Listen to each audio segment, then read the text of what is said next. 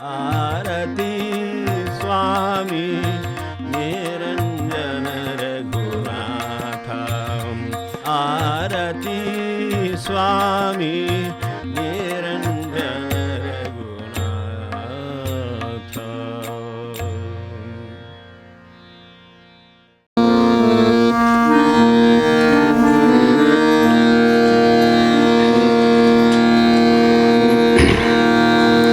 दुःखाला ओळखून घेऊन जे येत वेश सौख्याचा, दुःखाला ओळखून घेऊन जे येत वेश सौख्याचा, गुंतवुनी संसारी मनुजाला करीत घास काळाचा, गुंतवुनी संसारी मनुजाला करीत घास काळाचा.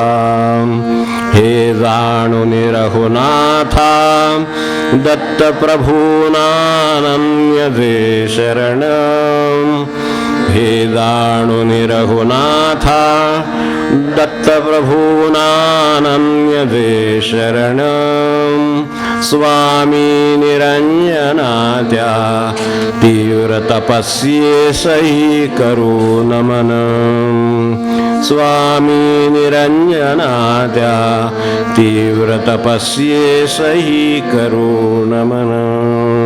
स्वामी निरंजन रघुनाथ महाराज की जय. जय जय रघुवीर समर्थ.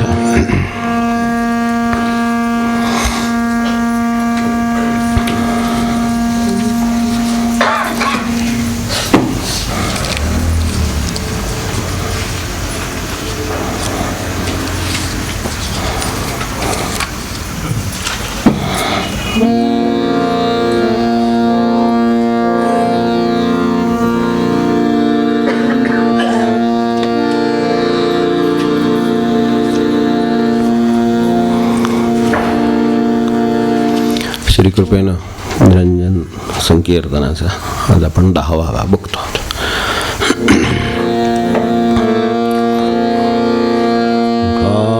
उठा रे लवकरी उठा, उठा रे लवकरी, सत्वर या रे शुद्धीवरी, सत्वर या रे शुद्धीवरी, उघडा कपाटे अंतरी, उघडा कपाटे अंतरी, ज्ञान दृष्टी अवलोका, ज्ञान दृष्टी अवलोका, ज्ञान दृष्टी अवलोका. उठा उठा रे लवकरी उठा, उठा रे लवकरी, सत्वर या रे शुद्धीवरी, सत्वर या रे शुद्धीवरी, सत्वर या रे शुद्धीवरी.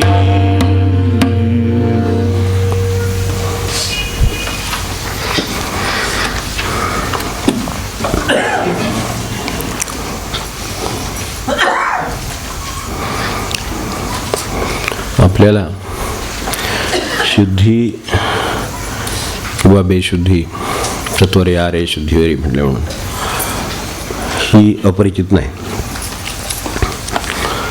साधारण मनुष्य बेशुद्ध पडला याची लक्षणं आपल्याला माहिती.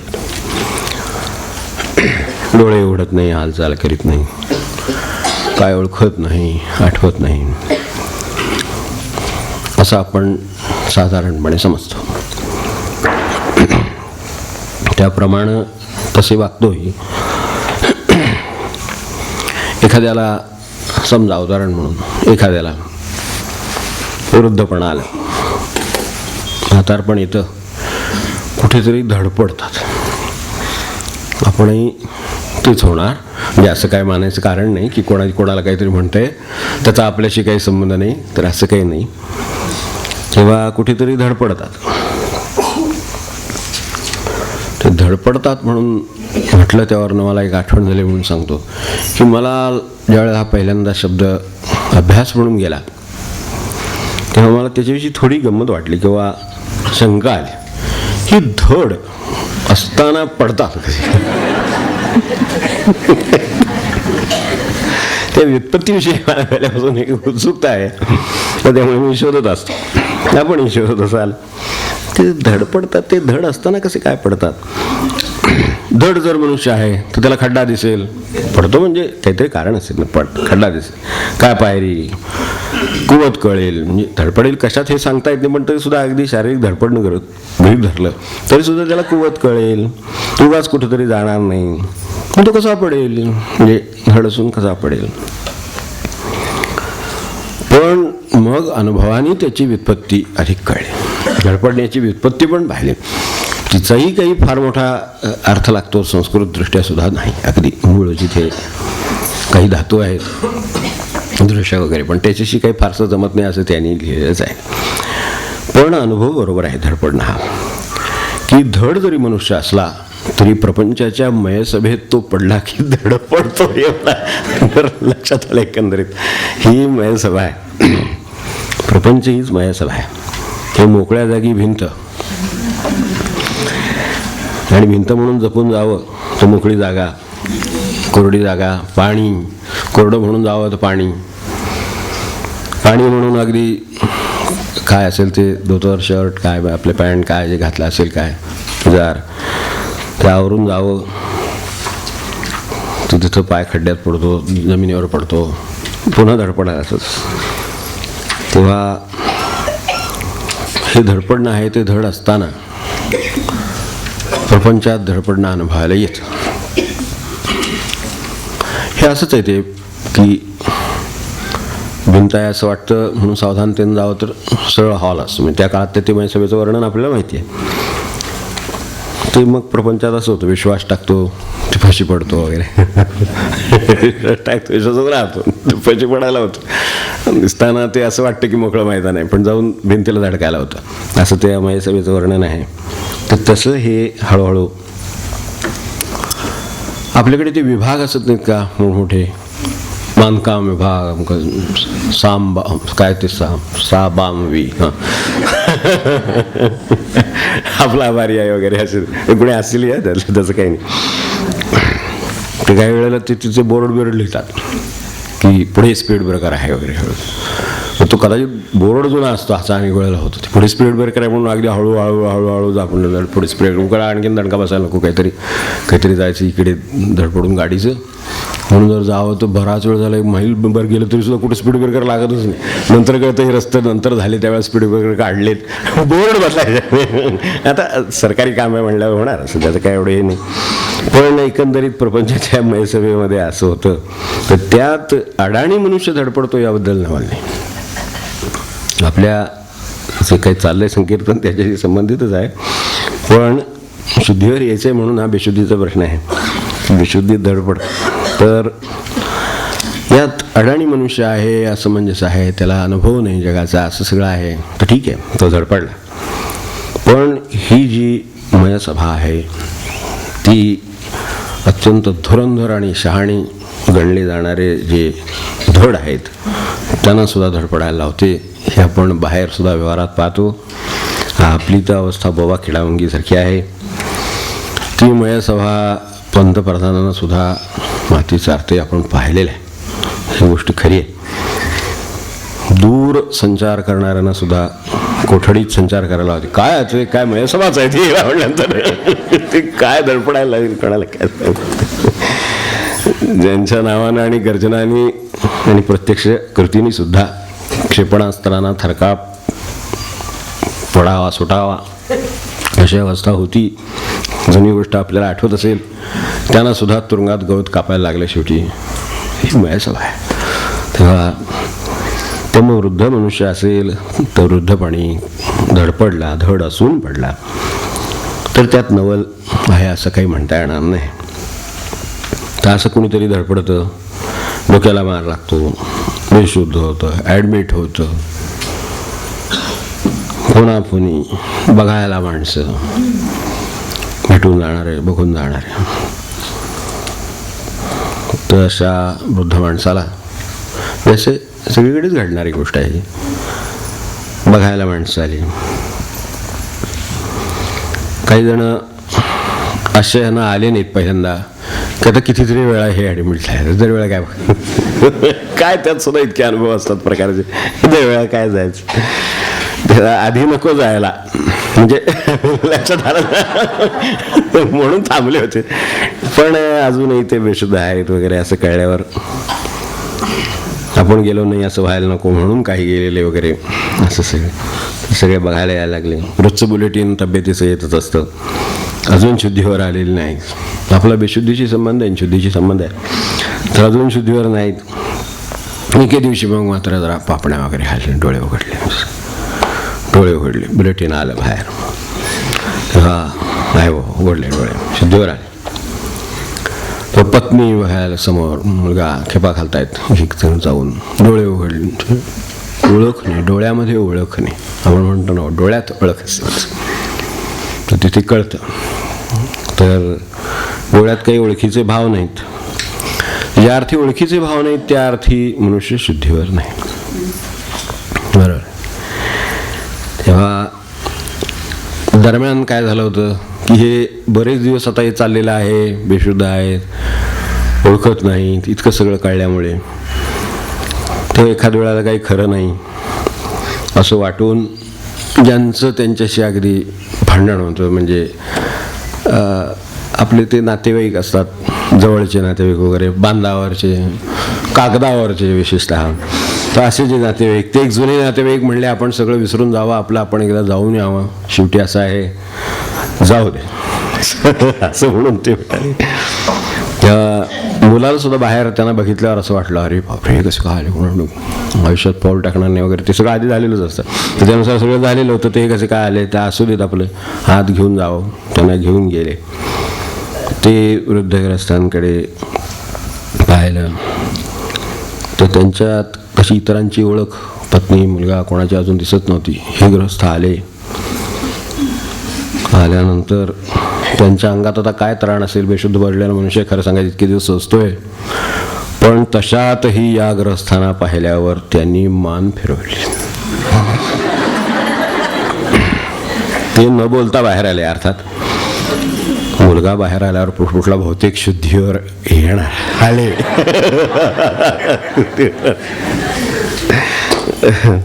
तसं त्यांना खात्रीने वाटले की असेल एखाद्या वेळेला आपल्याला वाटतं तसं बोलाफला गाठ पडते, असं होतं. दुपारी त्या वृद्धांचे त्यांच्याबरोबरचे नोकरीत असलेले सहकारी, ते वृद्ध मित्र आले. त्यांना घेऊन मुलगा आत गेला. वृद्धांची नजर त्या दरवाजाकडे लागलेली होती, आत खोलीत येणाऱ्या. तर त्यांना बघितल्यावर मात्र त्यांनी काही मान फिरवली नाही. त्यांच्या डोळ्यात ओळख दिसली. बघितल्यावर डोळे हलतात, ओळखीनं माणसाचे डोळे, कळतं की ओळखले आपल्याला.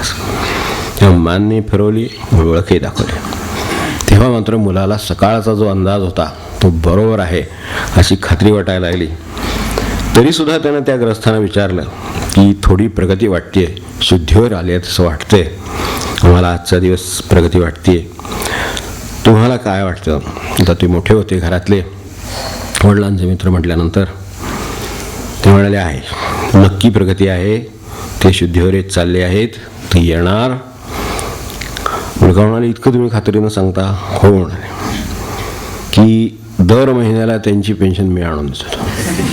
त्यांच्या चेहऱ्यावर ओळखीचे भाव दिसले बघा, नक्की ते शुद्धीवर येणार. आणि मी आणून द्यायचो ना, तर त्यांनी डोळ्यांनी ओळख दिली. आणि तुमचं बारीक लक्ष होतं का?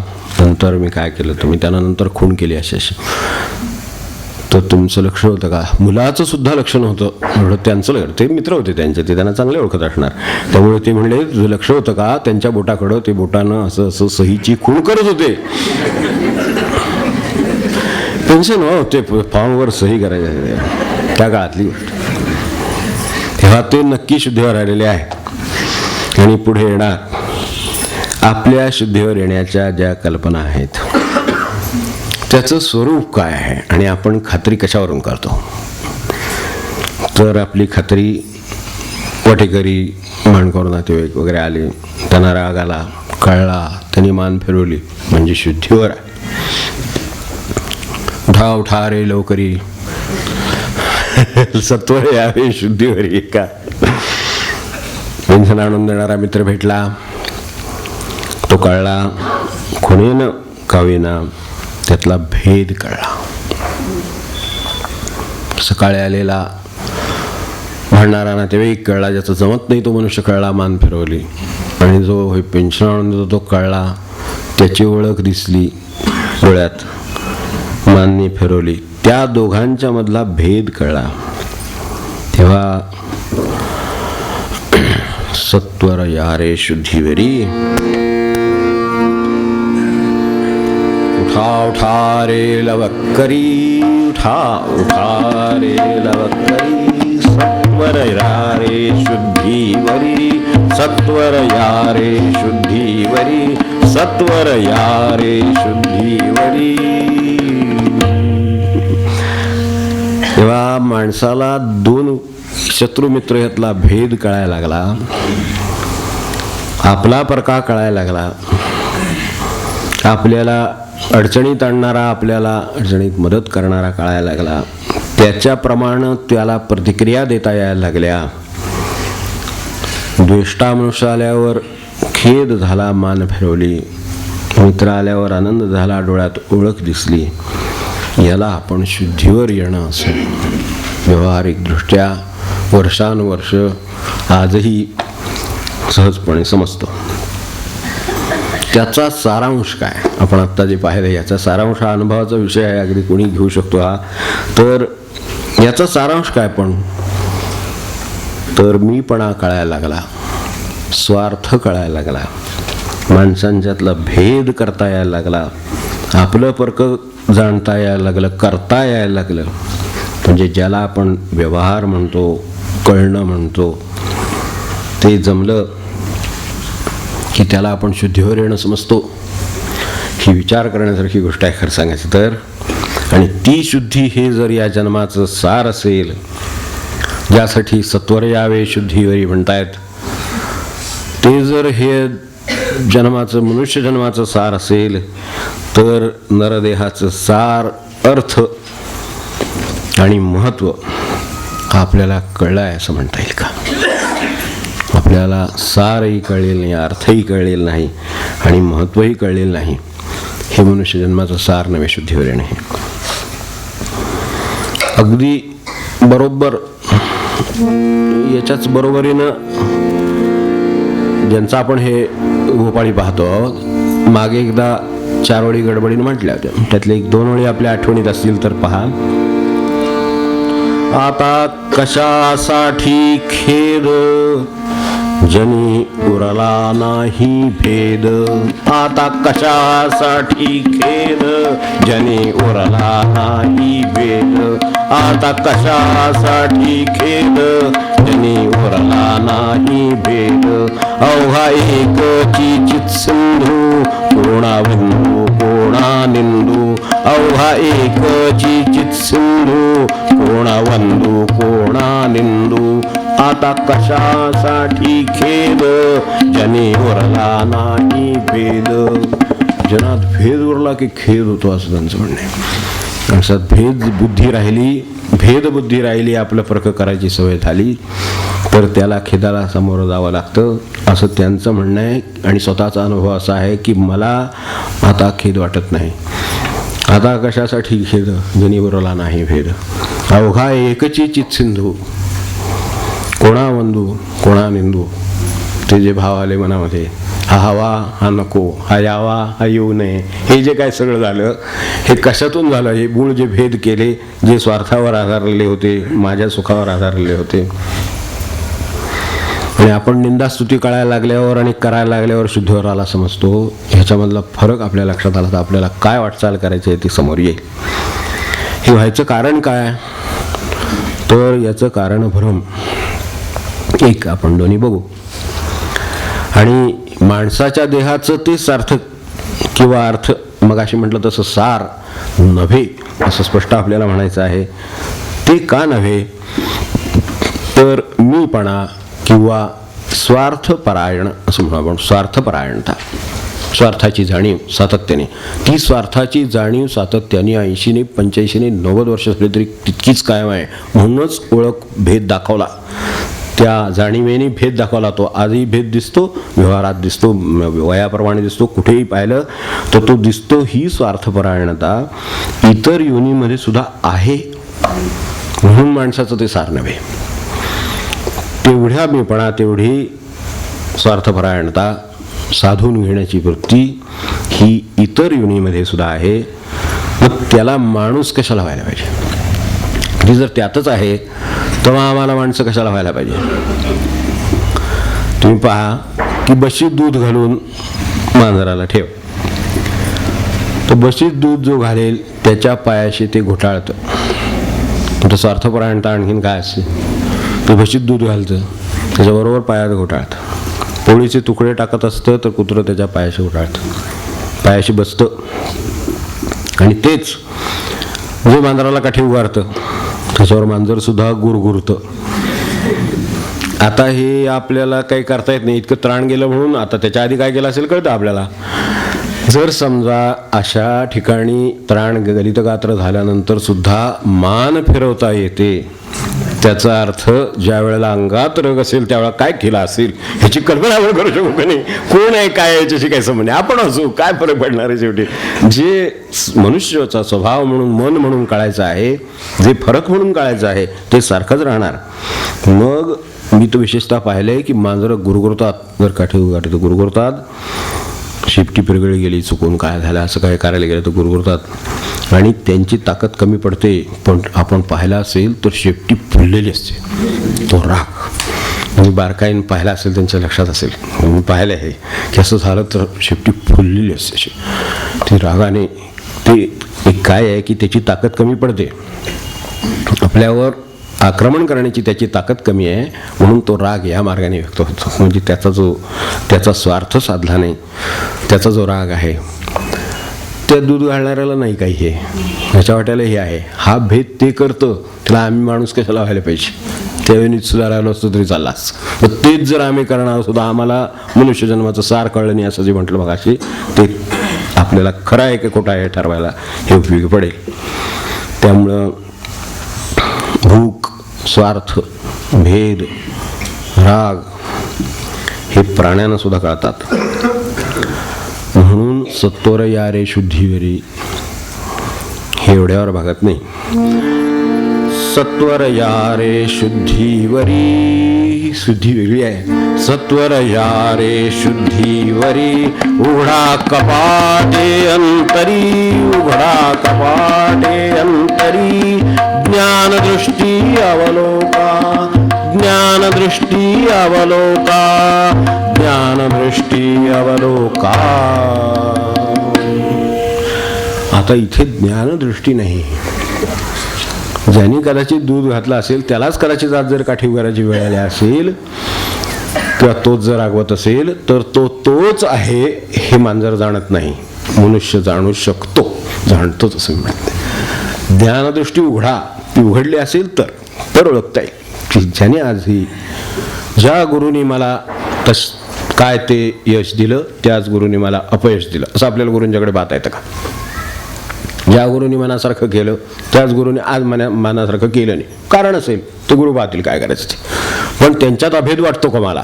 आता ते नव्हेत असं वाटतं, हे नाही, त्याला ते हे नाही असं वाटतं म्हणून ते अंगावर जातं. ज्याच्या पायाशी घोटाळतं त्याच्या अंगावर कसं जाईल?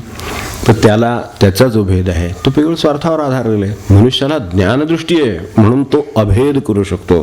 तेव्हा आपण लक्षात ठेवावं की अनेक ठिकाणी हे सांगितलेले सुहृन्मित्रा उदासीन मध्यस्थ द्वेष बंधू, कसे कुठे जाऊन आपण पहा. समशत्रौच मित्रेच तथा मानापमानयो, मान आणि अपमान कुठल्या तरी एखाद्या व्यक्तीकडून दोन्ही वाट्याला येतील किंवा कोणाकडून दुसऱ्या वेगवेगळ्या लोकांच्याकडून येतील. पण त्या दोघांच्या मध्ये अभेद पाहू शकणं ही माणसाच्या जन्माची खासियत आहे. हे मनुष्य करू शकतो. त्यामध्ये त्याला सारखे पण दिसू शकतो, यात माणूस सारखाच आहे. ती व्यक्ती म्हणून नव्हे, तो मनुष्य म्हणून जाणतो. तेव्हा नरजन्माची काय खासियत असेल तर अद्वयता, अभेदता हे जे आहे ती त्याची खासियत आहे. तेव्हा माणसाच्या जन्माची काही जर अलौकिक छेप असेल तर अभेद पाहू शकणं सगळीकडं. ज्यांना अभेद दिसतोय त्यांना माणसात नाही, मनुष्य आणि सर्व प्राणी सृष्टी, सर्व चर अचर याच्यापर्यंत अभेद दृष्टी जाते. त्यांना त्या दगडाला, त्या काय झाडाला, काय पाराला, कशाला पाय लागला तरी नमस्कार करून मनुष्य पुढे जातो. हे मनुष्यच जाऊ शकतो. इकडे आपला स्वार्थ नाही साधला तर दूध घालणाऱ्या माणसावर मांजर गुरगुरेल, पण तिकडे दगडाला पाय लागला जाताना तरी सुद्धा मनुष्य हात लावून नमस्कार करून पुढे जाईल की चुकून पाय लागला. आता त्याला नमस्कार करायची काय करायचे, त्याला काय कळते, त्याला कळते. मला जसं कळतं तसं त्याला पण कळतं. जसं माणसाला पाय लागल्यावर मला पाय लागल्यावर वाटेल तसं त्याला त्याचा तो अपमान वाटेल किंवा त्याला त्याचं दुःख होईल. तर हा अभेद आहे. हे पाहण्याची झेप माणसाकडे. खांब असो, दगड असो, दार असो, काही असो, कशाला पाय लागला तर मनुष्य नमस्कार करून जातो. हे आपण स्वतः नकळत केलं असेल अनेकदा. आता विचार करू की ह्यामध्ये अभेद आहे आणि ती माणसाची अलौकिक झेप आहे, त्याच्या बुद्धीची झेप आहे ती, आणि ती ज्ञानदृष्टी आहे की जे माझ्या ठिकाणी आहे तेच आहे तिथे. मग ते प्राणी असला तर आहेच आहे, तो जिवंत दिसतोच आहे. पण जे जिवंत दिसत नाही, जे झाड जिवंत वाटत नाही, जो दगड जिवंत वाटत नाही, तिथे सुद्धा ते शुद्धीवर येणं. आता मगाशी ज्याला शुद्धीवर येणं आपण म्हटलं तो भ्रम आहे. आता ते कळेल की ज्याला शुद्धीवर येणं म्हटलं ते भेद शिकवत आहे आणि हे खरं शुद्धीवर येणं आहे, हे अभेद शिकवत आहे. इतका फरक आहे. त्यांनी हा मित्र आहे आणि तो शत्रू आहे असा भेद जेव्हा कळायला लागला तेव्हा शुद्धीवर आले म्हटले. म्हणजे खरं सांगायचं तर ती बेशुद्धी आहे, ती जावी म्हणून संतांची धडपड आहे. म्हणजे बरोबर दुसऱ्या बाजूला ते आहे. तर हा भ्रम का, ते पण पाहिलेलं बरं की अंतरंगामध्ये अभेद आहे. जाणीव म्हणून अभेद आहे, एकच आहे. आपल्याला दगडातली जाणीव माहिती नाही, एवढंच फक्त आहे. माहिती नसलेल्या गोष्टी नाही म्हणणं म्हणजे आपल्या बुद्धीचं दारिद्र्य आहे. माहिती नाहीत त्या गोष्टी नाही कसं म्हणता येईल. माहिती नाहीत त्या माहीत नाही म्हणायचं. खरं सांगायचं तर माहिती नाहीत त्या नाहीत म्हणणं म्हणजे आपलं दुराग्रह झाला. उद्या ते माहीत झाल्या म्हणजे तुम्ही आहे म्हणणार काय, इतकं ते सोपं आहे खरं सांगायचं तर. पण त्याच्या ठिकाणी जाणीव आहे. म्हणून कृष्णमूर्तींचं आपल्याला माहिती आहे की ते नेहमी म्हणत असत की मला स्पंदन दगडामध्ये ऐकू येतं. नाद आहे आणि तो भरून आहे, म्हणून नादाला ब्रह्माचं स्थान आहे. ते अशासाठी की ते सर्वत्र ब्रह्माचं लक्षण आहे की व्याप्त आहे, त्यांनी सर्व अत्यंत विशाल ते आहे. त्यामुळे ते त्या दगडाच्या ठिकाणी आहे. नादाला म्हणून ब्रह्माचं स्थान एवढ्यासाठी दिलं की तो नाद सर्वामध्ये आहे. आपल्याला केल्यावर धक्का दिल्यानंतर होणारा नाद ऐकू येतो, टक केल्यावरच टक ऐकू येतं. मग काही न करता यात काय चाललंय ते ऐकू येतं. तो तिथेपर्यंत गेलाय. तेवढी सूक्ष्मदृष्टी आहे, ज्ञानदृष्टी आहे, म्हणून अभेद आहे. कारण त्याच्या ठिकाणी तेवढीच जाणीव आहे, म्हणून त्याचा तेवढाच मान आहे. हे अभेद दाखवतं, चैतन्य दाखवतं. आपल्यातला जो भ्रम आहे की हा प्राणी आहे, हे अमुक आहे, तमुक आहे, हे व्यवहाराला ठीक आहे. मूलतः काय आहे, मूलतः सर्वांच्या ठिकाणी हे भेद जे आहेत ते व्यवहार सोपे करण्यासाठी बाह्यतः भ्रममूलक असे आहेत. एवढं लक्षात ठेवून व्यवहार केला आणि ते दुःखदायी आहेत. कारण भेदानीच माणसाला आजपर्यंत जी दुःख भोगावी लागली, ती माणसाने भेद जे केले. आपल्याला सुद्धा भेद केला तर दुःख होतं. घर आहे, आपल्याला त्याच्यातलं समजलं नाही, त्या घरातले आपण आहोत असं मानलं नाही, क्षणभर अशी कल्पना करा, तर लगेच दुःख होतं. आम्ही घरातले कुणी नव्हे का असं वाटतं करायचं. दुःख आपण एक आहोत असं मानलं आणि जर काही निर्णय घेतला असेल, काय बोलले असतील, केले असतील, काय असेल ते घरामध्ये, तर दुःख नाही होत. आपण एक आहोत. म्हणजे अभेदाचा आनंद आहे, भेदाचं दुःख आहे. भेदाभ्रम आहे, तो घालवण्याकडे संतांचं कल आहे. त्यामुळे त्यावरनं आपण ओळखू शकाल की चैतन्य किंवा अभेद हे आनंददायक आहेत आणि त्याची जाग आपल्याला यावी यासाठी उठा म्हटलंय लवकरी. आणि ती ज्ञानदृष्टी, म्हणून ज्ञानदृष्टीनं पहा असं पुढे सुद्धा एक आपल्याला पदाचं एक कडवं येऊन गेलेलं आहे. भेद हा कळण्यासाठी, वस्तूचं स्वरूप समजण्यासाठी ते बरोबर आहे. हे कळतं आपल्याला की माणूस, पशु, झाड हे कळायला उपयोगी आहे, हे बरोबर. पण त्यात श्रेष्ठकनिष्ठ करण्यासाठी तो नाही, भेद नाही. तेव्हा तो फूट पाडतो आणि शेवटी आपल्याला आणि इतरांना दुःखात टाकतो. तो भेद, तो भ्रम, तेव्हा तसा भेद आहे, तो दुःखी करेल. म्हणून संतांच्याकडे अभेद असतो, म्हणून सर्वांना तिथे आनंद असतो. तिथे भेद आहे, तिथे आनंद नाही.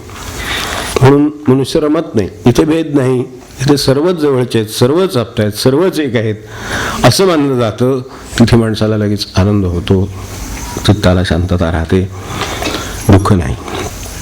तेव्हा हा जो भेद आहे तो दुःखी करतो, थोडक्यात चित्ताला क्षीणवतो. इथे क्षीणवणं शब्द वापरला आहे म्हणून मुद्दाम तो वापरला. तर ही कसली शुद्धी म्हणता येईल जी आपण व्यावहारिक म्हणतो आहोत ती? ही बेशुद्धी आहे जी उलटी माणसात भेद करते आणि भवाचा भ्रम निर्माण करते. आपण गेल्या वेळेला तो अभंग पाहत होतो, तिथे आलोय, तर भवाचा भ्रम निर्माण करते. हे सारखं घडत चाललेलं आहे, आजूबाजूला जग आहे, त्याचा जो भ्रम आहे, त्याने निर्माण होणारा जो भ्रम आहे तो निर्माण करते आणि माणसाला नेहमी आशेच्या तंतूला लटकवून ठेवलेला असतो कायम. होईल, उद्या, परवा, तेरवा, काय ते असेल ते, आणि दुःखाच्या गळाला जसं टांगून ठेवावं तसं ते टांगून ठेवलेला असतो. अभेद आज आहे, तो आज हातात आहे आणि तो आनंद देतो आहे. हे खरं सांगायचं तर स्वरूप आहे. आपल्या पुरता आणि इतरांच्यात तर नाहीच, मी आणि भगवंत यांच्यामध्ये सुद्धा. भगवंत सुद्धा आणखीन कुठेतरी आहे आणि मी कुठेतरी आहे असं सुद्धा नाही, तो इथेच आहे, तो मी एकच आहोत. अशा आनंदामध्ये जो बसलेला आहे त्याला काय दुःखी करता येईल तुम्हाला? आपण जर भगवंत आहोत तर कोणाला आणखीन बाहेरून आणायचं वेगळं, इतका अभेदाचं टोक आहे इकडे. तेव्हा उद्याच्या वायद्यावर तो ठेवीत नाही. भवभ्रम कशासाठी म्हणायचं? भव म्हणजे उद्या आहे, ते सगळं त्याच्यावर ठेवलेलं आहे, ते उद्यावर नाही, आज आहे. तो तुझं माझं करायला शिकवतो.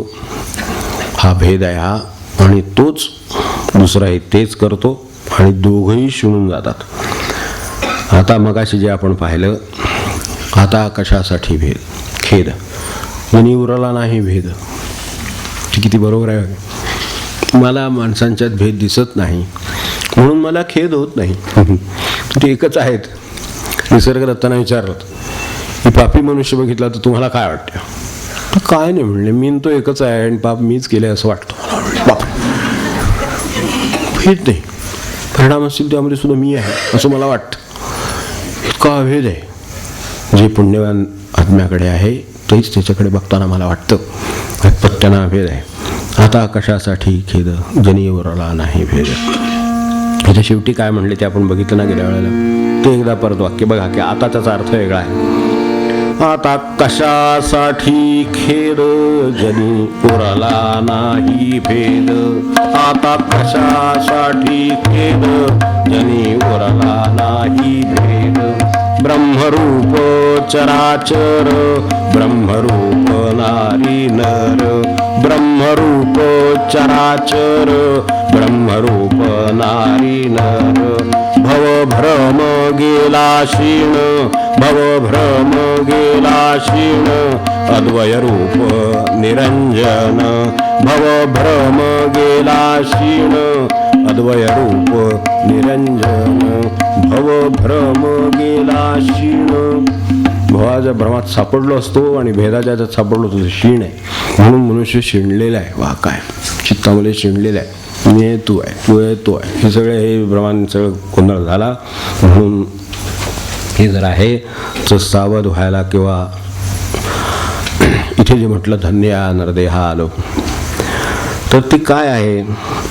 हे अद्वय रूप म्हणजे अभेद आहेत म्हणून निरंजन आहेत, म्हणून दुःख नाही, क्षीण नाही. तो भाग गेला क्षीण गेला, ते ज्या अभंगात आहे ते तसं. तेव्हा देहसुखाच्या किंवा एका बाजूला काय आहे? सुखाची ओढ आहे. मनुष्याचं एवढ्यावर बघत नाही, त्याला दुःख टाळायचं आहे. तसं आहे ते, एका ते नाणंच आहे ते दोन्ही घ्यावीच लागतात. आता विचार सुद्धा करताना असा नुसता करता येत नाही, तसा करताच येत नाही मुळात, तर ते तसं नाहीच आहे. एका बाजूला देहाच्या सुखाची अपेक्षा आहे आणि दुसऱ्या बाजूला दुःख टळावं अशी अपेक्षा आहे.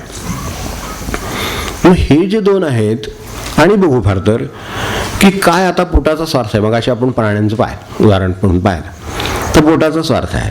मग ते त्या दृष्टीने प्राणी सृष्टीचं तर शुद्धीवर आहे अख्खी.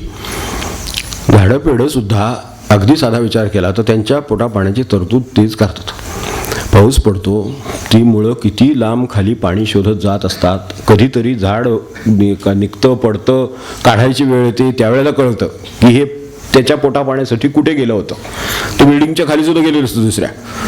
हे ते पण करू शकतं जर पोटा पाण्याचाच स्वार्थ असेल तर प्राणीसृष्टी सुद्धा करते, म्हणजे झाड सुद्धा करतं. मी तर झाडापासूनच म्हणतो, अगदी झाडात सुद्धा तो आहे. तेवढी त्याच्याकडे हे क्षमता आहे की पोटाचा स्वार्थ हा त्या झाडासारख्या एका अशा दिसणाऱ्या जे निर्जीव वाटतं त्याच्या ठिकाणी सुद्धा आहे. तर इतर मोठ्या प्राण्यात तर आहेच आहे. जेवढे मोठे आहेत, जेवढे ताकदवान आहेत, तेवढे ते अधिक हिंस्र आहे. तेवढंच हे हिंस्र नाही, तेवढंच झाड काही असं येत नाही अंगावर. ते बाकीचे अंगावर येतात.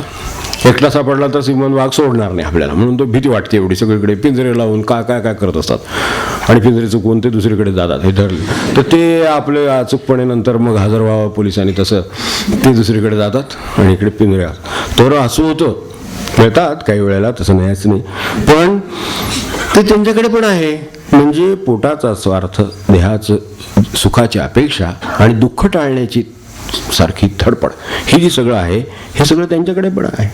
मग ही प्राणीसुद्धा सृष्टी, तिचा सुद्धा विचार केला तर आपण जर शुद्धीवर आलो तर लक्षात येईल की ज्या अर्थाने शुद्धीवर येणं आपण आता पाहिलं, अभेद नामकं दमकं, किंवा हे जे सगळे आता हे स्वार्थ पाहिले, याच्या पलीकडे जाण्याची क्षमता ती फक्त माणसाच्या देहामध्ये आहे. म्हणून धन्य या नरदेहा आलो, कृपा केली. हे सगळं आपण बोलतोय, हे झाडांचं प्रवचन चालू नाही कोणाचं, त्यांचं निरूपण चालू नाही, कोणी प्राणी बसून काही हे चर्चा करत नाही आहे, हो की नाही. आपण एवढे मनुष्याच्या जन्मामध्ये आहोत म्हणून हे सगळं करतो आहोत, म्हणून धन्य आहोत. हे धन्यताच लक्षात येणं मुळात कठीण जातं. वस्तू आपल्याकडे आहे याचा अर्थ तिची सगळी जाणीव आणि त्या शक्तीची कल्पना आपल्याला असते असं नाही. तलवार बाळगली म्हणजे तिचं सामर्थ्य माहीत असेल असं नाही, आणि ती चालवायची की हेही माहीत असेल असं नाही. ती आहे तशी अवस्था झाली की एवढं अलौकिक गोष्ट आपल्याकडे आहे, त्याची धन्यता बाळगावी. हे कळायला, हे ते काय आहे आजूबाजूच्या सृष्टीत, माझ्याकडे काय आहे यातला फरक लक्षात आला तर मी काहीही करू शकेन एवढी क्षमता आहे. तर यासाठी त्याने तो धन्यता आणणारा देह आलो, त्यात जे म्हटलं ते त्यासाठी म्हटलं.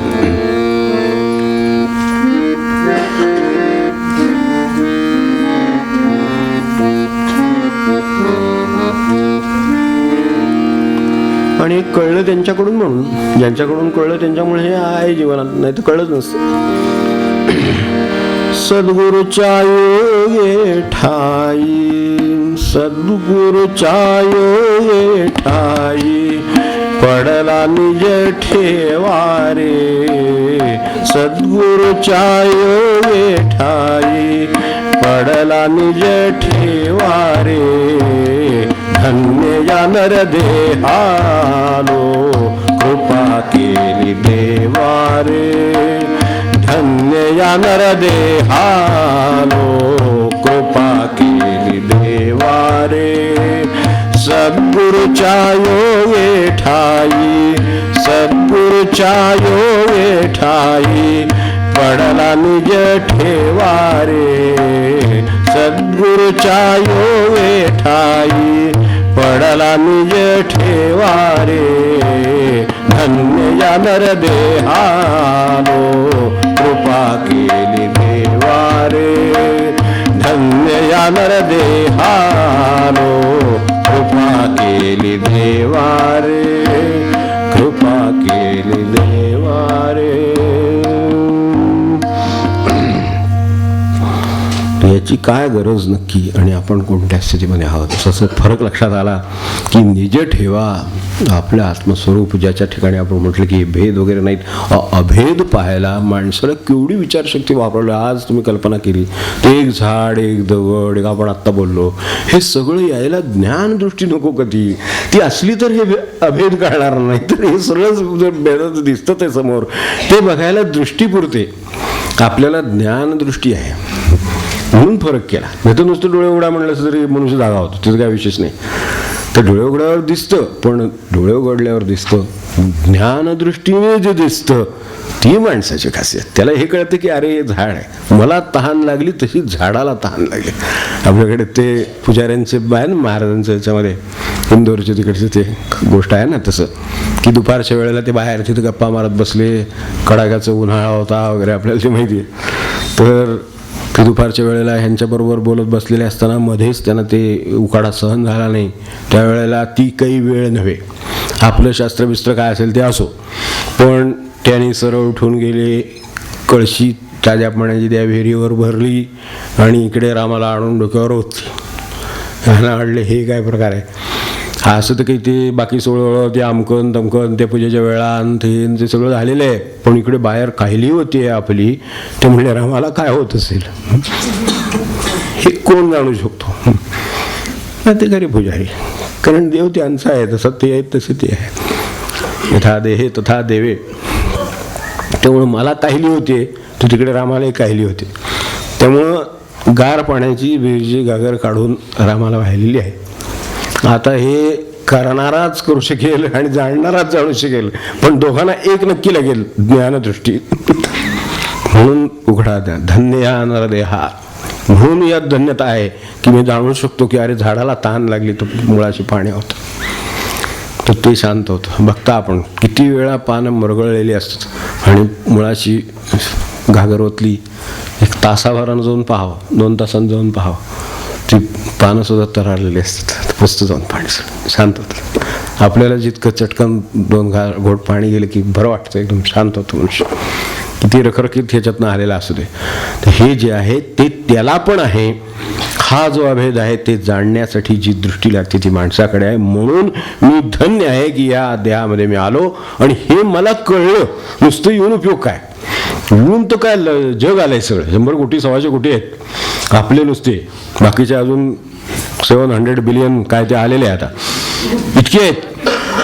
त्याचा अर्थ ही ज्ञानदृष्टी आहे असं नव्हे. ही ज्ञानदृष्टी ज्याला आहे त्याला ती झाडाची तहान कळू शकते, त्याला हंबरलेली गाय कळू शकते, त्याला हंबरलेला बैल कळू शकतो. अरे हा भुकाला तहान लागली. आपल्याला गोठ्यात ज्यांनी गुरं बाळगली असेल त्यांना कल्पना असेल, तिकडे आखाड्यावर पूर्वी कोकणात असं त्या आखाड्यावर तिकडे त्याची हे वाजलं जरी, काठी जरी वाजली आखाड्यातून वाहत येताना तरी गाय किंवा हे हंबरायची. तिची जर वेळ झाली असेल काय ते ही पाण्याची वैरणीची तर ती तिथून हाक देतात. म्हणजे आपण घरी आल्यावर म्हणतो हाक मारतो एकदम घरी आल्याबरोबर, पाणी चहा काय ते असतं ना प्रत्येकाचं, जे काय तहान लागल्यावर त्याचं काय झालं असेल, बाहेरून आल्यावर भूक लागली तर ते त्यांचं झालेलं आहे. हे जो ज्यांनी पाळलंय त्याला बरोबर कळतं, कारण त्याच्यात अभेद आहे. ही ज्ञानदृष्टी आहे म्हणून हे कळू शकतं. तेव्हा हे नरदेहाचं सार्थक आहे. तर काय आहे, म्हणजे ठेवा म्हणजे एवढ्यावर सुद्धा नाही. त्याला पोटाची गरज आहे, मला पण पोटाची गरज आहे. त्याला तहान लागली, मला तहान लागली. एवढं झालं का सगळं एवढ्यावर? मी मनुष्य जन्माला आलो म्हणून मला कळ, ठीक आहे. झाडाला काही मला तहान लागलेली कळली नाही. झाड काही कुठलं तांब्या घेऊन मला पाणी द्यायला आलं नाही, किंवा काय बादली घेऊन पाण्याची कोणी जसं याला बैलाला गाईला दाखवायला गेलं तसं मला कोणी काही पाणी दाखवायला आलेलं नाही. हे मला मान्य आहे. त्यांच्यातलं एखादे बाबा ह्याच्यातलं उठलं, कोणी गवाणीचं गुरु उठलं आणि मालकाला येऊन पाणी दिलं, हे काही झालं नाही, हे मान्य आहे. इकडून इकडे शक्य नाही, इकडून इकडे शक्य आहे. पण इकडून इकडे शक्य आहे ते एवढ्यापुरतंसाठीच त्याला नरदेह दिला का, हा प्रश्न आहे मूळ. एवढ्यासाठी त्याला दिला नाही. त्याने धन्य कशासाठी म्हटलं तर योग सद्गुरूच्या योगे ठाई पडला निज ठेवा.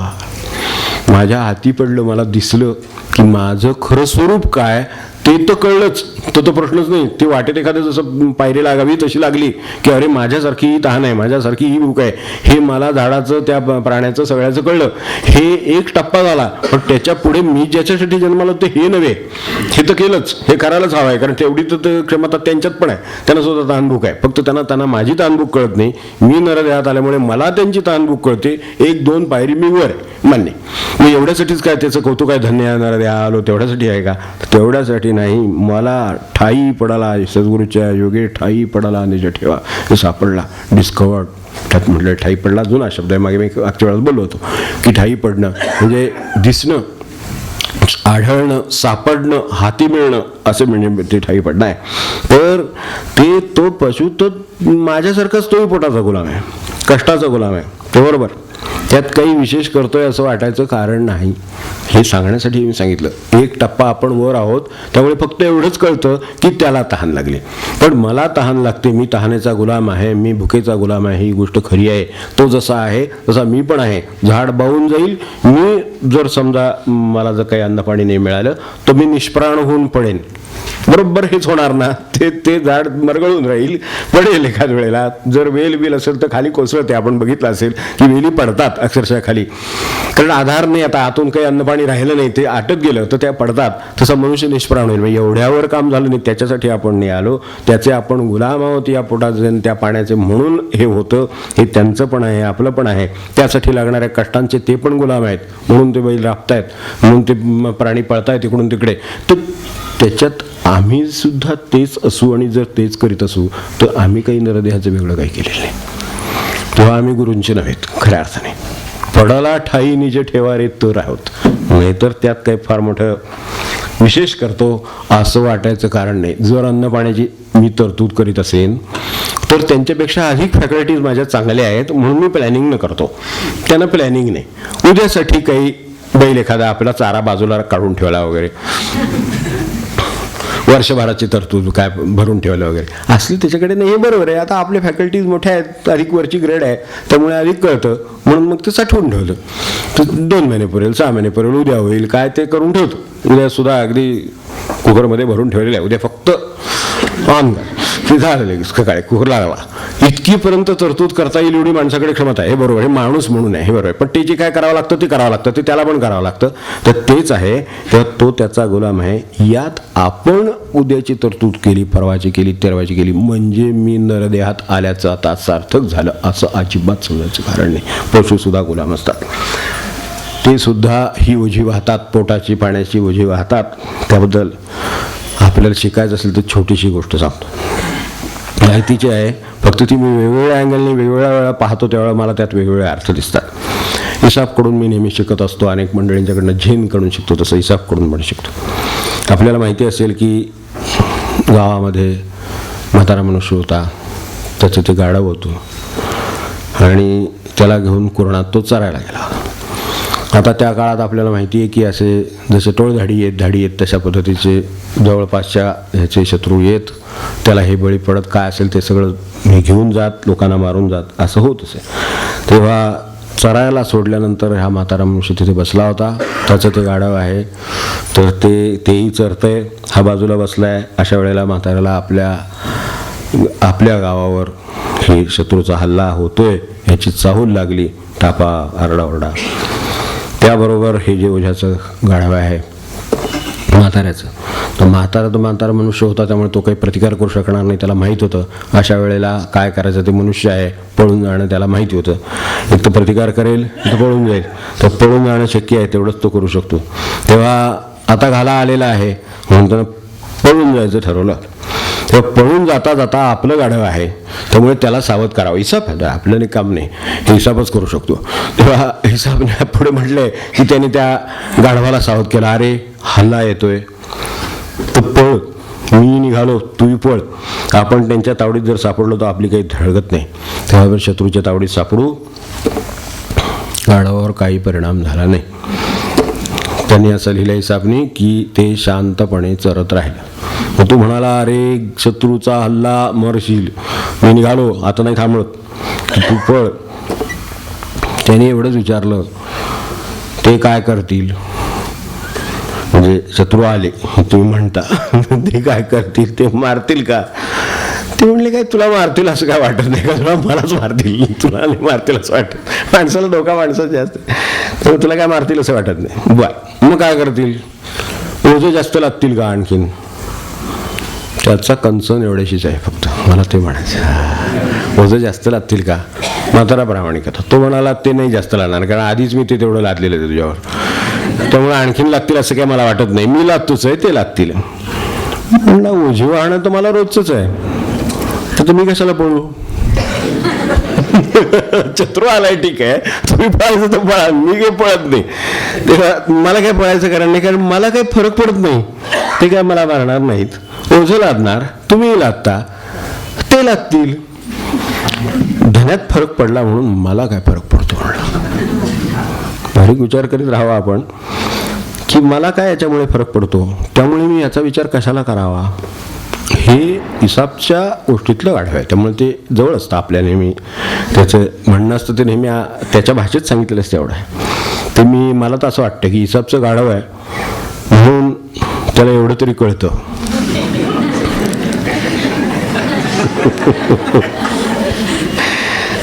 त्याचं गाढव आहे म्हणून तो स्वतः ओझी वाहतो आणि आपण ओझी वाहण्याचं जीवन जगतो याची त्याला जाणीव आहे.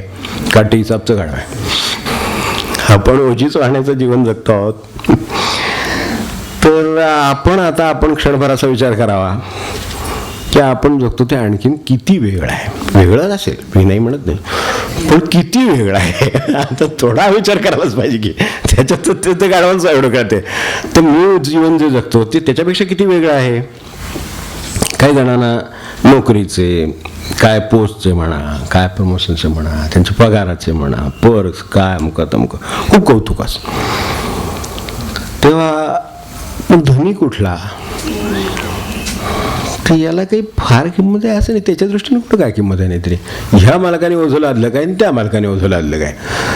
त्याला चारा मिळायचा, तो मिळाला की त्याचं काम झालं. ह्या पलीकडे त्याला कुठे पळून जावं लागत नाही.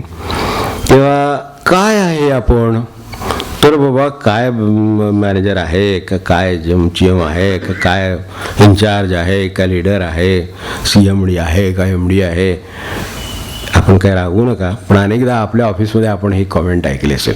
काही काही वेळेला ब्रँच मॅनेजरची बदली होती. आपण हे ऐकलं असेल, पाहिलं असेल जे ऑफिसेसमध्ये असतील किंवा घरी तरी न हे ऐकलं असेल. आल्यानंतर साहेबांची बदलीची ऑर्डर आली. आम्हाला काय फरक पडणार आहे. आम्हाला सांगा काय ते जवळ तेच आहे. मी कुणाला काय म्हणत नाही, पण मला सांगा साहेबांच्या बदलीच्या ऑर्डर मला काय फरक पडणार आहे. मला सांगितली ती हिसाब तीच सांगितली की देवाच हिसाब जे सांगितलं त्यापेक्षा वेगळं काय. तेवढा अभ्यास केला तर ते जीवन भले पोटासाठी अपरिहार्य असेल, पण ती बाब ही पोटं भागण्याच्या जीवनाचीच आहे. त्याच्यापेक्षा फार मोठं आणून काही वेगळं झालं नाही. मग धन्यानं देहा काय झालं ते कुठला नरदेह, याला तर काही फरक पडत नाही. आणि हे दुःख तिथेही राहतं. जे आपल्याला असं वाटतंय ना, हे दुःख तिथेही असतं. म्हणजे असं नाही की ते काही आपल्याला जे वाटतंय ना वेगळं वगैरे सगळं काही नसतंय. म्हणजे अगदी टॉपपर्यंत बघितलंय सगळ्या प्रकारे. जो काय डेप्युटी लीडर आहे त्याला लीडर व्हायचं, त्याचं दुःख असतं. काय त्याला EGM व्हायचं, त्याचं दुःख, ते झालं नाही. EGMला DGM होता आलं नाही, GMला CGM होता आलं नाही. तो दुःखच आहे त्याला. पण म्हणजे ह्या पोटाच्या प्रवासात फारसं काही आणखीन फरक नाही आहे. फक्त तो जिथे आहे तिथून जे व्हायचं आहे ते होता आलं नाही याचं दुःख कायम त्याच्याजवळ, त्याच्या आत कुठेतरी ते कायम नसतं, ते तितपतच आहे. आणि नसेल तर पोटासाठी जेवढं आहे तेवढंच तो करतो, हे एवढंच समजायचं. तर त्यामुळे त्याने नाही फरक पडत. तेव्हा आता हे सगळं समजून कोण घेऊ शकतो. हे हिसाबने जे सांगितलं त्याला काहीतरी समजलं म्हणून आपल्याला माहिती असेल की हिसाब एक्सचेंज नाही केलं. हिसाबच्या बाबतीत आपल्याला त्याची इतिहास माहीत, त्यात पडायचं नाही उशीर होतो म्हणून, की हिसाबची मूळ गोष्ट आपल्याला माहिती असेल की तो कसा जगला आणि त्याला लोकांनी काय मान दिला ते. तर त्याला हे कळत होतं, त्याच्याकडे ज्ञानदृष्टी आहे म्हणून त्यांनी ह्या मार्गाने सांगितलं, शिकवायचा प्रयत्न केला, सांगायचा प्रयत्न केला. तर हे समजून घ्यायला हवं ना की या नरदेहाचं वेगळं धन्यता आणि अमकन तमकन सदुरुच्या योग्य ठाई पडला निज ठेवा, हे काय आहे हे समजून घ्यायला. मला सांगा, संतांनी काही नोकऱ्या तक्रार केल्या नाहीत का. इतकी मंडळी इथे आहेत. ते तर व्हाईस चान्सलर होते, ते आणि ऑफिसमध्ये होते. ही मंडळी काय नव्हती का कुठे काही कामाला. त्यांनी आपापल्या पद्धतीनं त्यांच्या ठेवणीप्रमाणे नोकऱ्या चाकऱ्या, शेतीवाडी, आपले निंबर्ग महाराज मेंढपाळाचं काम केलं. काय आता तसं विचार केला तर काम आहे की मेंढपाळीचं काम केलं त्यांचं. तर आपण हे पाहिलं असेल, भाऊसाहेबांचे एक ग्रुप, त्यांचे हे शिष्य ते व्हाईस चान्सलर, ते काय ते आपल्याला माहितीच आहे. त्यांच्या भाऊसाहेबांच्या इथं कुलकर्णी पण सांभाळणारे, त्यांच्यावरचे त्यांचे गुरु ते मेंढपाळी करत होते, मेंढरं राखायचं काम साध्या भाषेमध्ये. त्यामुळे ते आपण त्यांचा अवतारही पाहिला असेल किंवा ते दृश्य पाहिलं असेल. ते मुंडाचं ते हे कांबळं सोडलेलं हे निंबर्गे महाराजांची स्थिती. मेंढपाळी गेली. त्यांनी नोकऱ्या चाकऱ्या किंवा काय ते पोटापाण्याचे उद्योग केले नाहीत का, तर केले, पण ते मनुष्य जीवनाचं सार्थक आहे असं समजून केले नाहीत. गरजेला केले, कर्तव्याला केले, त्यासाठी गेले. त्याच्या पलीकडे त्याला नाही त्यांनी हे दिलं, त्याच्यापेक्षा किंमत दिली नाही. किंमत दिली निज ठेवा शोधून काढायला काय करतो याला. म्हणून त्यांना जे सापडलं होतं ते मेंढपाळी करून आपल्याला नाही सापडणार, ते युनिव्हर्सिटीत जाऊन नाही सापडणार. त्याच्यासाठी निज ठेव्याचा शोध घेण्याची जी दृष्टी आपल्याकडे आहे ती ओढून जागी करून कृपेने सापडेल. प्रयत्नाने सापडेल, कृपेने सापडेल, तर ते सापडलं की आनंद आहे फक्त, बस, बाकी काय नाही. तेव्हा यासाठी त्यांनी आपल्या आयुष्याचं सार्थक करायला या सगळ्या सत्पुरुषांनी, मला कितीतरी नावं त्यांच्या समोर प्रसंग येतात, आपल्याला कल्पना असेल, त्यांनी निज ठेवा सापडावा यासाठी सद्गुरु वचनाचा उदय, आपण म्हटलं प्रकाश झाला भानुदय, आपण ज्या पहिल्यांदा म्हणत होतो त्यात ही ओळ होती ना, सद्गुरु वचनाचा उदय प्रकाश झाला भानुदय. मग हे काय आहे? त्या वचनांसाठी आणि त्या गुरूंच्या त्या मार्गासाठी, त्या वचनातून पडलेल्या प्रकाशासाठी आणि त्यातून चालायच्या वाटचालीसाठी त्यांनी काय केलं नसेल. ही नोकरी चाकरी मेंढपाळीसाठी जे काय करावं लागतं ती मेंढपाळी सगळीकडे ती करावीच लागते, की जो जिथे जिथे जसा असेल तसं. जीएमला जीएमची करावी लागते, सीएमला सीएमची करावी लागते, सीएमडी सीएमडी झालं तर मग आता ह्याच्या पलीकडे काय व्हायचंय का आता त्या कंपनीमध्ये, पण कंटिन्युएशन मिळालं नाही म्हणून मनुष्याला अस्वस्थ तर काय करावं. तर ही कुठंपर्यंत पोहोचलेले दुःख आहे. जर एवढंच राहायचं असेल तर मनुष्याला ते जिथे जसं प्राण्याला दुःख आहे तसं त्याला इथे सुद्धा दुःख राहतं. एक्सटेन्शन मिळालं नाही. आता इतकं मिळालं की आणखीन एक्सटेन्शन कशाला पाहिजे. आता एक्सटेन्शन दिलं तर ते पुरं होईल का नाही याची शंका आली. आता इतकी अवस्था झाली तरी अजून एक्सटेन्शन त्यांना हवं आहे. आपल्याकडे बघा सगळी मंडळी आहेत वर बसलेली, तर ही सगळी अजून एक्सटेन्शन हवं आहे त्यांना त्या ठिकाणी. आणि ते नुसतं तत्वज्ञान होऊन सुद्धा होत नाही. आपल्या राधाकृष्णनांना सुद्धा पुन्हा अजून राष्ट्रपती म्हणून एक्सटेन्शन हवं होतं, आपण विसरू नका. म्हणून गुरुदेव श्रेष्ठ त्यांच्या पायाशी ते बसत. याचं कारण हे आहे की त्यांना जे सापडलंय निजे ठेवा त्याच्यावर ते आहे तिथे आनंदात आहेत. त्यांना अजून एक्सटेन्शन हवं आहे. हा फरक राहतो की माणसं थोर आहेत, आपल्याला बोलताना विचार करावा लागतो, पण खरा फरक आहे तो फरक आहेच. म्हणून गुरुदेव तिथे त्यांच्या पायाशी ते बसतात. इथे एकच आश्रमात आल्यावर सुद्धा पत्रकारांना त्यांनी मुलाखत नाकारली. इथे एकच व्यक्ती श्रेष्ठ आहे. काय असेल तर त्यांच्याशी मुलाखत घ्या. मी इथे आलो तो इथे यासाठी आलो नाही, ते मी बाहेर जे आहे ते आहे असं वेगळं ठेवावं लागलेलं आहे त्यांना सुद्धा. म्हणजे त्यांना ते तत्वज्ञ असल्यामुळे तेवढा फरक कळतो, पण फरक ओलांडण्याचं जे काम आहे ते गुरुदेवांनी केलेलं आहे. तो त्यांच्या सद्गुरु वचनाचा उदय त्यात आहे. म्हणून ते काम ज्याला कळलं त्याला हे करता येईल. आणि त्यासाठी त्यांच्या शक्तिबुद्धी लावलेल्या आहेत. आमच्या सगळ्या शक्तिबुद्धी या पोटा पाण्यासाठी लावलेल्या आहेत, या मेंढपाळीसाठी लावलेल्या आहेत, या सगळ्या चाकरीसाठी लावलेल्या आहेत. आणि पुन्हा दुःख वाट्याला सीएमडी असू नये आणि का असो त्याच्या वाट्याला पुन्हा ते दुःख आहेच. यांनी काय लावल्यात मग त्याची आपल्याला आठवण म्हणून सांगतो. आपल्याला माहिती असेल की आपल्याकडे आता पुण्यात अनेक आणि गुळवणी महाराजांचं दर्शन घेतलं असेल, माहिती असेल. आपल्या विवाहामध्ये ते होते, आशीर्वाद द्यायला होते. तर ते त्यांना साक्षात स्वामींची गाठ पडलेली आहे, टेंबे स्वामींची, आपल्याला माहिती आहे. त्या माणसांनी सद्गुरुपदावरच्या माणसांनी काय कष्ट त्यासाठी सोसले असतील ह्याची आपल्याला कल्पना असेल. बाकीचा तपशील राहू दे, पण एकदा गुरूंची त्यांची गाठ पडलेली होती. त्यानंतर पुन्हा भेट झाली नाही. आपलं साधन अजून व्हावं, आणखी कृपा व्हावी अशासाठी सगळे म्हणजे जे जे तिथे त्या अभंगामध्ये म्हटलेले आहे ना की घडली साधू सेवा रे वगैरे, ते आपण म्हटलं ना श्रवणे मनने भगवत भजने वगैरे, तर ते जे आहे ते सगळं घडावं, ते व्हावं. इकडे नोकरीचे प्रयत्न सुरू होते. त्या काळात ती नोकरी अजून मिळाली नाही, पुढे मिळाली. आपल्याला माहिती आहे ते चित्रकलेचे शिक्षक होते. आपल्याला माहिती आहे की चित्रकलेचा उत्तम त्यांचा अभ्यास होता. ते चित्रकला शिक्षक म्हणून राहिले. ते त्यांचा नोकरीचा भाग झाला. हे संतांनी मी म्हणलं ना मगाशी नोकऱ्या चाकऱ्या केल्या नाहीत का सत्पुरुषांनी, तर हे केले आहेत. पण त्यांनी बाकीचं काय केलं ते शिकायचं. खरं सांगायचं तर की नरदेहा येऊन धन्य काय झाले ते हे झाले. तेव्हा त्यांना गुरुची पुनर्भेट हवी आहे. पुन्हा त्यांना भेटायचं आहे. एकदा भेटलो समाधान झालं नाही, अजून पुढचा मार्ग मिळाला नाही, अजून साधन मिळालं नाही, अजून निज ठेवा सापडला नाही साऱ्या भाषेमध्ये, तर त्यासाठी मला गुरुची भेट हवी आहे. म्हणून गाणगापूरला पत्ता तर माहिती नाही. त्या काळात ही अशी परिस्थिती नाही, कुठं बसलं तिथं टिकटिक केलं की आपलं त्याला कळलं, तसलं काय नाही त्या काळात. त्यामुळे कुठे फिरत असतील आणि काय त्यांचा संचार सुरू असेल आणि कुठल्या ठिकाणी गेले असतील काही सांगता येत नाही. आणि पायी हे सगळं परत प्रकरण हे असंही नाही गाडी स्टार्टर मारला चालले कुठे, अजिबात नाही. हे सगळं नेहमी पायी फिरायचं. पण गाणगापूरमध्ये बसून गुरुचरित्राची सप्ताह सुरू केली. 6 सप्ताह झाल्यावर ते रमलवाले गाठ पडले. त्यांनी सांगितलं की बाबा घडली तर या 6 महिन्यात घडली तर वाढणारच नाही म्हणून सांगितलं. तर ते आणखीन अस्वस्थ झाले. शेवटचं पारायण 49 दिवस, 7 दिवसाचे 7 सप्ते त्यांनी त्या गुरुचरित्राचे केले. 7वा सप्ताह झाल्याबरोबर प्रार्थना केली आणि तिथून चालायला सुरुवात केली. जिथे कुठे येऊन गेले असं कळते तिथे चालत राहायचं. किती चालत राहायचं? 64 दिवस चालत होते. काय करणार आपण निज ठेवा मिळवण्यासाठी मला सांगा. आणि आम्ही काय केलंय? आपण 2 किलोमीटर यायचं जायला रिक्षा मिळत नाही, उशीर झाला तर अस्वस्थता येते. येते की नाही मला? आत्ता सुद्धा अस्वस्थता आहे. इथे काहीच नाही, मला माहिती आहे संत मंडळी बसलेत, पण एक सत्संग आहे, एक चांगली मंडळी सद्विचाराची बसली तर आपल्याला अस्वस्थता येते. 64 दिवस मिळेल तिथे मिळेल तसं राहायचं आणि चालत राहायचं. या दिशेला आहेत म्हणून कळवून त्या दिशेला गेले, तिथे कळलं तिथे नाही, तिथून तिकडून निघून गेले की दुसऱ्या दिशेला, ते ज्या दिशेला गेले त्या दिशेला चालत राहिले. काय प्रवास झाला असेल हे त्या काळातलं लिहून ठेवलेले. 1406 किलोमीटर पायी प्रवास, 1406 किलोमीटर. आणि बरोबर त्या हौनरात त्यांना स्वामींचं दर्शन झालं. मंदिरात ते बसले होते, त्या मंदिरात टमी स्वामी होते आणि गाठ पडली. काय करावं लागतं? जी माहिती दिशा मिळेल त्या दिशेनंच जात होते फक्त, बस. 64 दिवस पायी. आपण कल्पना करू शकाल याची काय असेल ते.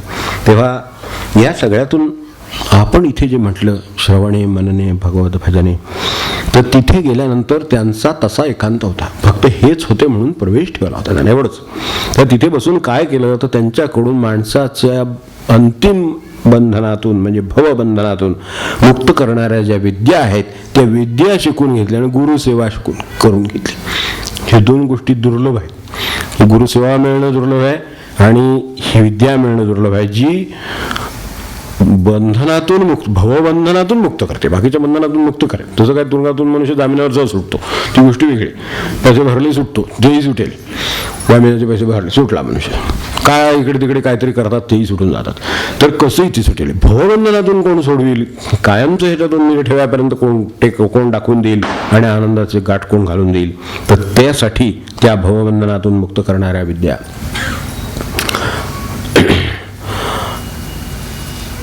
आपली ही जी साधन आहेत, म्हणजे अमृतत्व मी कशाने प्राप्त केलं, तर ह्या सगळ्या ज्या साधी साधनं आहेत, म्हणजे ही सगळी साधी देहातली साधनं आहेत, ती प्राप्तवान अस्मि नित्यम अनित्यैहि द्रव्यैहि प्राप्तवान अस्मि नित्यम अनित्यैहि द्रव्यैहि.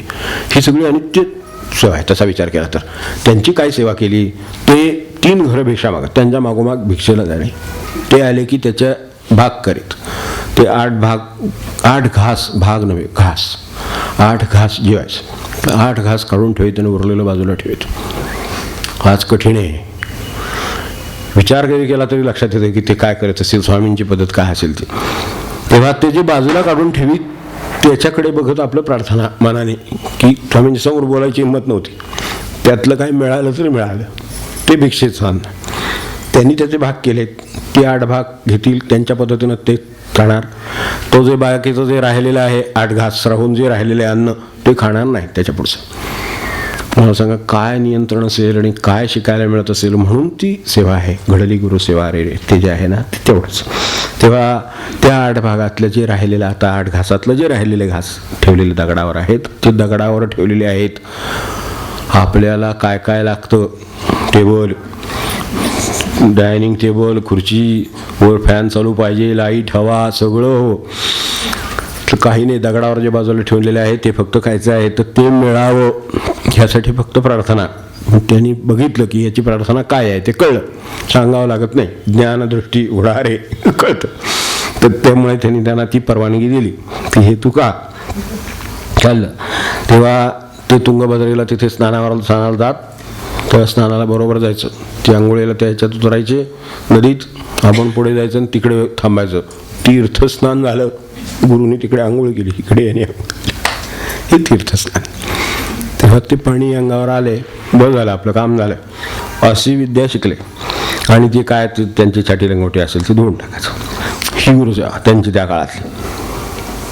स्वशाखोपनिषद गीता, विष्णू नाम सहस्रकम असं म्हटलेलं आहे. स्वशाखोपनिषद गीता, विष्णू नाम सहस्रकम. काय करावं लागतं? श्रीरुद्रम पौरुषम सौरम जपत मुच्येत बंधनात. बंधनात मुक्त करणारी विद्या काय आहे त्याचा एक श्लोक सांगितला. तेवढी विद्या शिकवून दिली. त्याचे पर्याय आजही आहेत. शिकणारच नाही, शिकायचं आहे त्याला, हे शिकण्याची व्यवस्था आहे. आपण आता ते मंत्रांचे सममंत्र केले नाहीत, तो शांतच चित्त होईल त्याने जर त्याच्यावर चिंतन केलं तर एक ईशावास्य माणसाला मंत्र पुरेल. बस त्याची व्यवस्था तर परमेश्वर तर द्यायलाच बसलं, तर कुठूनही ध्यान रस्ता तो आडातून देईल, आपल्याला काय त्याची काळजी. तेव्हा वडिलांचं श्राद्ध जवळ आलं, तो यांनी स्वामींचं लक्ष होतं. ते म्हणाले श्राद्ध वर्षश्राद्ध होतं, वर्षश्राद्ध जवळ आलेले, आपल्याला जावं लागेल. स्वामी नाईकवाडे महाराजांना आज्ञा केली, आपल्याला ते हे चुकून चालणार नाही. त्यांच्या कर्मावर भार फार होता, आपल्याला माहिती आहे.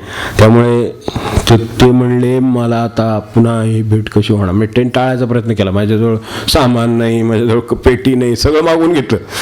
गुरु तसे काही बाबतीत कठोरच असतात. ते कठोरपणा दाखवल्याशिवाय त्याला त्याचा मार्ग सापडत नाही आणि त्याला तिकडे जाता येत नाही, पोचत नाही, तो अडकून राहील. म्हणून जो बंधनातून मुक्त करणार आहे तो अडकवेल कसा, तो अडकूनच देत नाही.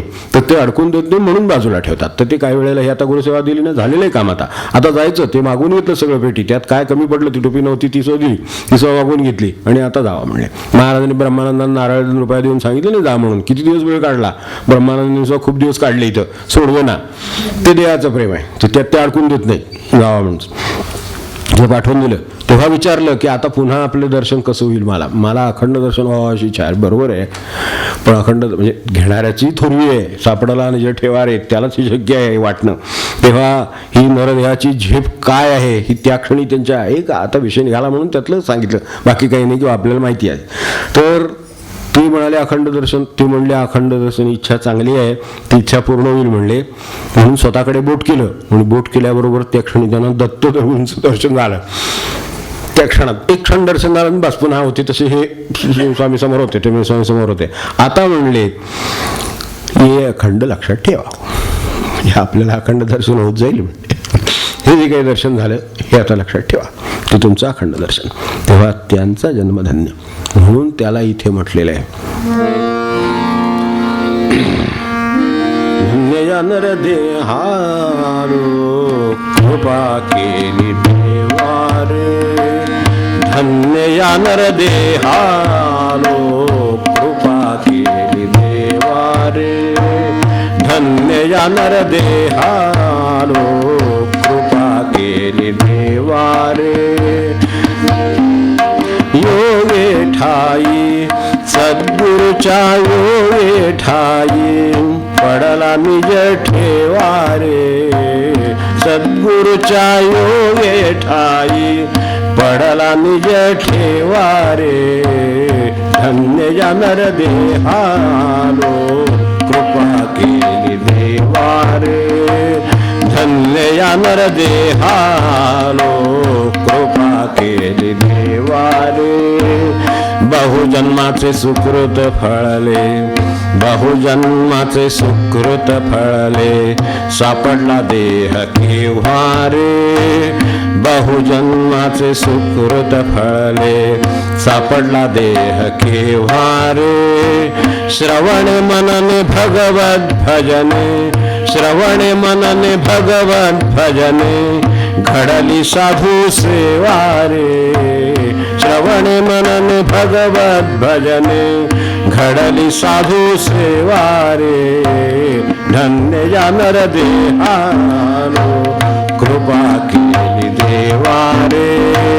धन्य या नरदेहारो कृपा केली देवारे. कृपा केली देवारे. कृपा केली देवारे. आमचं नेहमीचं जीवन जे आहे ना ते पुढे त्याच्या पातळीवरून पुढे जात नाही, अडचण सगळे. तेव्हा आपल्याला लाभलेल्या ध्येयाचं महत्त्व जर आपल्याला कळलेलं असेल तर मग त्याची धन्यता वाटेल की अरे आपल्याला हेच आहे सापडलेलं. आपण घोडा गाढव माणूस ते काय जे झाड पेड काय ते नाही आणि आपण हे आहो, ह्याची जी धन्यता आहे ती तेव्हा आहे जेव्हा त्याचं महत्त्व कळेल आणि त्याची झेप कळेल. ते हे करू शकतं, त्याला हे दर्शन घडू शकतं आणि त्या दर्शनामध्ये ते राहू शकतं, त्याला त्याची सद्गुरूची प्राप्ती होऊ शकते. तो त्याला मार्ग आहे. मग काय आत्ता करतो आहे आणि काय करायला हवं आहे हे पण कळेल. सार म्हणून शेवटी सांगतो की आत्ता काय जीवन चाललं आहे आणि मला काय करायला हवं आहे हे दोन्ही गोष्टी कळतील. मग या प्रपंचाचं काय करायचं शेवट फक्त आपल्याला या प्रपंचाचं काय करायचं तर आपल्या मागे लागलेलं आहे तो करूया. आपण एक लक्षात ठेव, जाता जाता विषय विवेकानंद म्हणत की आपल्याला सक्तीचा झालाय प्रपंच. आपण सक्तीचा म्हणून करतो, सक्तीनं करावा लागतो. संत करतात, सत्पुरुष करतात, म्हणजे शौक म्हणून करतात, खेळ म्हणून करतात. महाराजांचा तो खेळ हे का, त्याने त्याला खेळायचा प्रपंच मानावा, त्याने तो खेळ म्हणून केला. विवेकानंद त्याला शौक म्हणून म्हणले. ते म्हणले शौक म्हणून करतात, खेळ म्हणून करतात, मजा म्हणून करतात आणि मालकीनं करतात. थोडं लक्षात ठेव, ते जर केलं तर मालकीनं जी गोष्ट केली तिच्यात मजा आहे, दास्यत्वाने केली की तिचं शीण आहे. म्हणून त्यांचा शीण गेला असं म्हटलं. ते तो शीण गेला कारण दास्यत्वाने केली नाही, मालकीनं केली म्हणून मजा आहे. म्हणून अशा तऱ्हेनं मालकीनं आपल्याला प्रपंच करता यावा म्हणजे होईल. आणि त्याची कसोटी मी ते करतो आहे की नाही, मला मिळालं हे आता बागे कळलं, नाही कळलं, झेप कळली, तेवढं कळलं, याची कसोटी कशावर घासून बघावं हे की बरोबर आहे की नाही, मी करतोय आत्ता, मी आहे मनुष्य आहे सगळं कळलं, तर मी ते करतो आहे की नाही याची कसोटी काय, ते कसल्या कसोटीवर घासून बघावं हे सांगणारा स्वामींचा आणखीन अभंग आहे. पुढच्या वेळेला आपण घेऊ.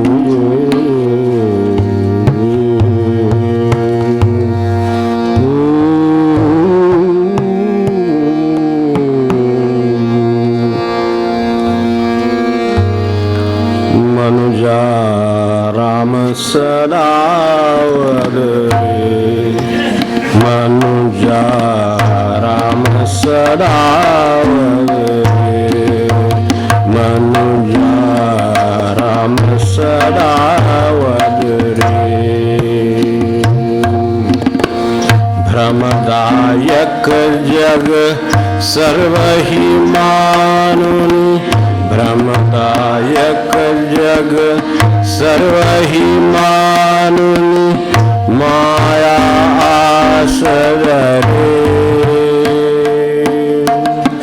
माया आसरे, मनुजा राम सदा वदरे, मनुजा राम सदा वदरे, मनुजा राम सदा वदरे. कामादिकरिपु दंडुनियंतरी, कामादिकरिपु दंडुनियंतरी, सांडी दुर्मदरे, सांडी दुर्मदरे, मनुजा राम सदा वदरे, मनुजा राम सदा वदरे, मनुजा राम सदा वदरे. सावळी सुंदर मूर्ती हरीची, सावळी सुंदर मूर्ती हरीची, ध्याई मनी आदरे, ध्याई मनी आदरे, मनुजा राम सदा वदरे, मनुजा राम सदा वदरे, मनुजा राम सदा वदरे. रघुवीर अक्षयी देईल तूते, रघुवीर अक्षयी देईल तूते, निरंजन पद हे, निरंजन पद हे, मनुजा राम सदा वदरे, मनुजा राम सदा वदरे,